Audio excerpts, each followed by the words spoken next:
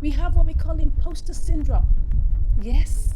We're thinking like we're never good enough. We are good enough. Be content with what God has deposited into you. You just have to discover it.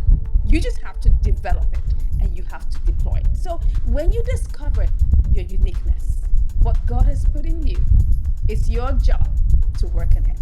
It's your job to shine it. When you take gold, you put it in the furnace and you make it come out very, very golden by going through the furnace. You need to develop it. That's where skill comes in. That's where learning comes in. That's where never giving up on learning comes in. You need to keep on improving yourself. Never rest on your oars. Never. All right? So when you develop it, you now begin to shine brightly. Then you can begin to put yourself in areas where your value will be needed. So you're enough. You have everything it takes. We have two major categories of people. We have extroverts and we have introverts, okay? Under the extroverts, we have the cholerics and we have the sanguines. Under the introverts, we have the phlegmatics and we have the melancholics. And each of us have different characteristics, different peculiarities. For the sanguines, you could be outgoing, like to talk, geez, like I do, right? But you may also be quite disorganized. You might be quite diplomatic, or maybe you may like to tell some lies sometimes.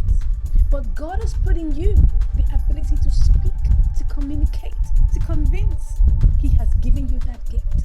You may be a choleric who's so concerned about productivity, making sure that everything is done right to time.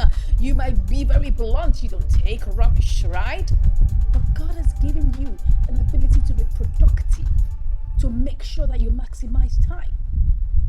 You may be a phlegmatic where it's like you need to be pushed 100 times to make one decision. But you may also be that humanitarian who cares about people, who is into helping, philanthropy. God has put something in you. You may be that phlegmatic that doesn't like to be in front, but you like to be at the backside where you are helping out in the grind.